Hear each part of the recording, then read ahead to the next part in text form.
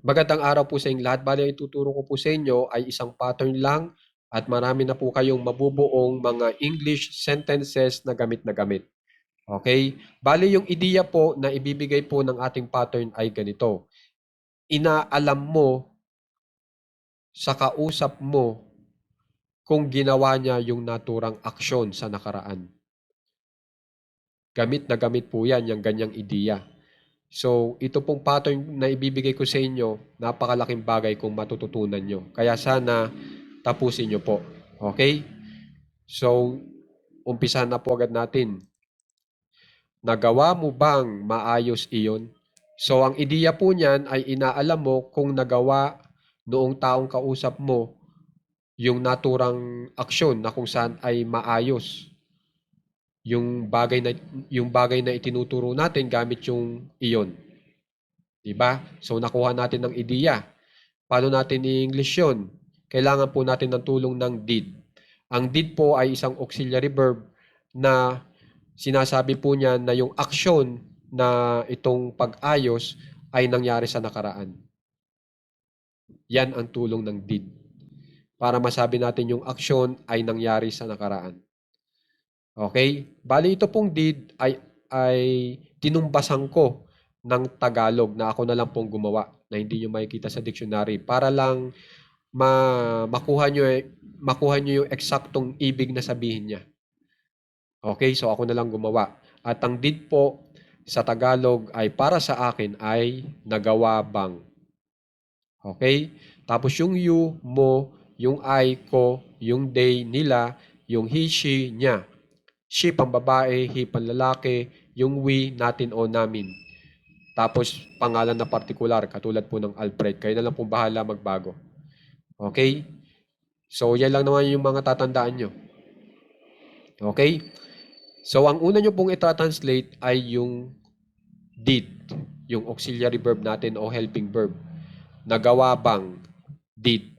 Tapos isusunod nyo yung pinag-uusapan, yung mo, you. Tapos sa kanyo isusunod yung verb. Okay? Na o ang tawag ay main verb. Kasi kaya main verb yan yung mismong aksyon na ginawa na tinatanong natin kung nagawa ba. Okay? Kasi yung did, verb din po yan. Tapos yung fix, main verb ang tawag naman po. Okay? Bali yung did katulong lang. Tinutulungan lang po yung main verb na bigyan ng ideya, ng dagdag na ideya. At sinasabi nga nitong did na nangyari yan sa nakaraan. Yang main verb natin. Ganun po yun. Okay?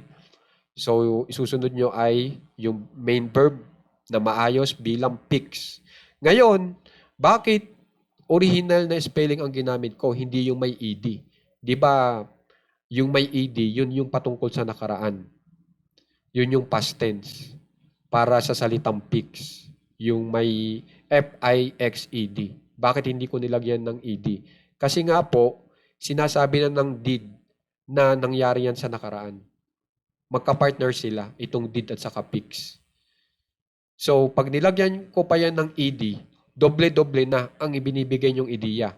Sinasabi nitong did na yung fix ay nangyari sa nakaraan, tapos in-spelling mo pa na pangyayari sa nakaraan. Doble-doble ng ideyang ibinibigay nyo. So, mali po yun sa English.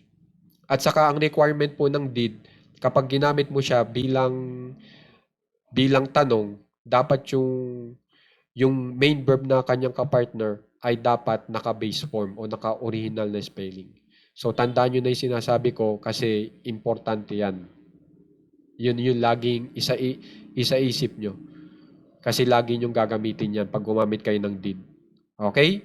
So, alam nyo na, dahilan kung bakit naka-original na spelling o naka-base form yung ating main verb.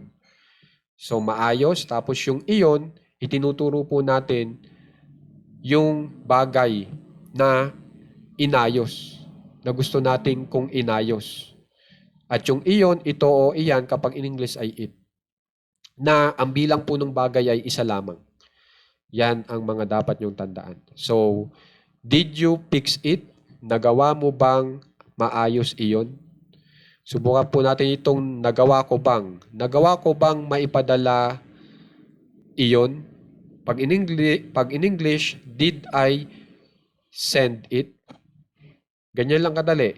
At kung sinusulat nyo yung tanong nyo, syempre, huwag nyo kakalimutan yung tandang pananong o question mark. Tanda na tayo ay nagtatanong. Okay? So, sana itong iba pa na mga main verbs natin ay itry nyo dito sa iba pang mga naka-given na subject. Katulad ng they, he, she, we, o itong Alfred na pwede nyo rin palitan ng ibang pangalan. Okay?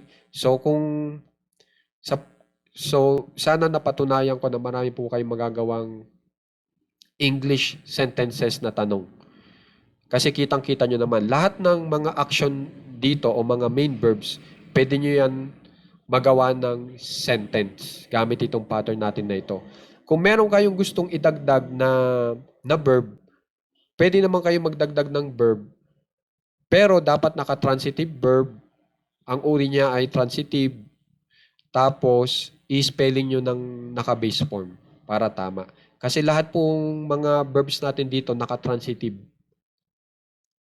Okay? So, lagi ko pong itinuturo yung transitive. Ang ibig sabihin niyan, yung ating action ay nangangailangan ng iba pang salita o kailangan dagdagan natin ng salita para lang makumpleto yung ideya niya. Inayos ang ano, iyon. Ipinadala ang ano, iyon. So, kung mapapansin nyo, kailangan yung salitang iyon o it para lang makompleto yung ideya niya. Yun ang ibig sabihin ng transitive verb. Okay? So, sana makikipractice po ito, ating aralin at kitang-kita nyo naman na napaka-importante. So, sana mag-aral ng maigi at saka sana mag-follow naman po kayo o mag-subscribe kayo sa page natin para matulungan ng ating page. Okay? At maiki-share naman po sa iba para naman po dumami tayo. Okay? Thank you very much po.